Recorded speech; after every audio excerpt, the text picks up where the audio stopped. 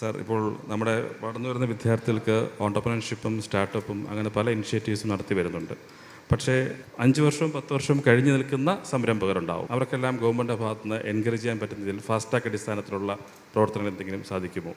അതുപോലെ തന്നെ already establish ആയിക്കൊണ്ടിരിക്കുന്ന സ്ഥാപനങ്ങളിൽ തന്നെ ഗവൺമെൻറ് ഭാഗത്ത് നിന്ന് നിങ്ങൾക്ക് അടുത്തുള്ള എക്സ്പാൻഷൻ എന്താണ്, നിങ്ങൾക്ക് എത്ര പേർക്ക് തൊഴിൽ കൊടുക്കാൻ സാധിക്കും എന്നൊരു തോട്ട് വരികയാണെങ്കിൽ, സാർ, ആയിരക്കണക്കിന് സ്ഥാപനങ്ങൾ കേരളത്തിലുണ്ട്. അപ്പോൾ ഒരു 100 പേർക്ക് ഒരാൾ ജോലി കൊടുത്താൽ തന്നെ 250 സ്ഥാപനം 25,000 പേർക്ക് നമുക്ക് ഒരു വർഷം തന്നെ കൊടുക്കാൻ സാധിക്കും. അങ്ങനെയാണ് 3-4 വർഷം കൊണ്ട് 1,00,000 പേർക്ക് തൊഴിലെത്തിക്കാൻ സാധിക്കും.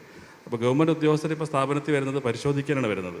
അതേപോലെ തന്നെ ഒരു ഇൻവെസ്റ്റർ ഫ്രണ്ട്ലി മോഡലിൽ വന്നിട്ട് നിങ്ങളുടെ അടുത്ത എക്സ്പാൻഷൻ എന്താണ്, അത് മാത്രം കേൾക്കുമ്പോൾ തന്നെ സാർ നമുക്ക് എന്തെങ്കിലുമൊക്കെ ചെയ്യാൻ തോന്നും. രണ്ടാമത്തെ സാർ, ഒരു കാര്യം കൂടിയാണ്, നമുക്ക് കഴിഞ്ഞ വർഷങ്ങളെല്ലാം ലോക കേരള സഭ ഇവിടെ ഉണ്ടായിരുന്നു. പക്ഷേ ആ സമയത്ത് സ്വദേശി സംരംഭകരായിട്ടുള്ള നമുക്കെല്ലാം അങ്ങോട്ട് എൻട്രി പോലുമില്ല.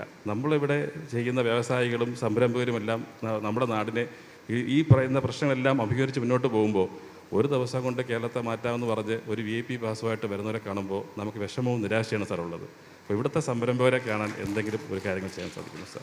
ആദ്യമായിട്ടാണ് മുഖ്യമന്ത്രിമാരോട് സംസാരിക്കാൻ അവസരം കിട്ടിയിട്ടുണ്ടെങ്കിലും എഴുന്നേറ്റിരിക്കുന്ന മുഖ്യമന്ത്രിയോട് ആദ്യമായിട്ടാണ് സംസാരിച്ചത്.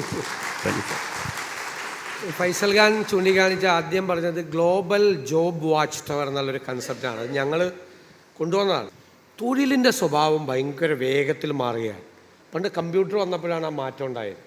ഇപ്പോൾ ഒരു 3 വർഷം 4 വർഷം നിൽക്കുന്നില്ല ഒരു ജോലി ഇല്ലാതാവുകയാണ്. ഒരു ജോലി ഇല്ലാതാവുമ്പോൾ വേറൊരു സ്ഥലത്ത് വേറൊരു ജോലി ഓപ്പൺ ആവുന്നുണ്ട്.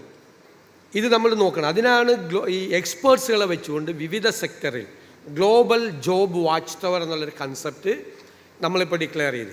ഇപ്പോൾ നിലവിലുള്ള സംരംഭകരോടുള്ള നമ്മുടെ ആറ്റിറ്റ്യൂഡ് എന്ന് പറയുന്നത് അവരുമായി നിരന്തരമായി നമ്മൾ ബന്ധപ്പെട്ടുകൊണ്ടിരിക്കും. പിന്നെ കച്ചവടക്കാർ, ബിസിനസ്സുകാർ, ട്രേഡ് നടത്തുന്ന ആളുകൾ, ഇവരൊന്നും സർക്കാരിൻ്റെ ശത്രുക്കളല്ല, സർക്കാരിൻ്റെ മിത്രങ്ങളാണ്. അതുകൊണ്ട് ഒരു സംരംഭകനെയും ശത്രുവായി കാണില്ല. നാട്ടിലുള്ള സംരംഭകരെ കൂടുതൽ അവരുമായിട്ട് നിരന്തരമായി ഇൻട്രാക്ഷൻ ഉണ്ടാവും.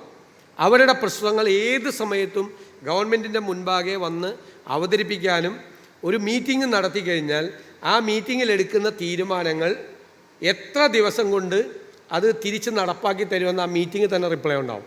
അപ്പോൾ നമ്മുടെ നാട്ടിലെ സംരംഭകരും 2 കൊല്ലം കഴിഞ്ഞാൽ എന്താകണം അവരുടെ സംരംഭം, 5 കൊല്ലം കഴിഞ്ഞാൽ എന്താകണം അവരുടെ സംരംഭം എന്നുള്ള പ്ലാൻ വേണം. അതിനുള്ള എല്ലാ സപ്പോർട്ടും we are going to provide management mentors, techno mentors and revolving fund to the entrepreneurs. അതാണ് ഞങ്ങൾ പ്ലാൻ ചെയ്യുന്നത്.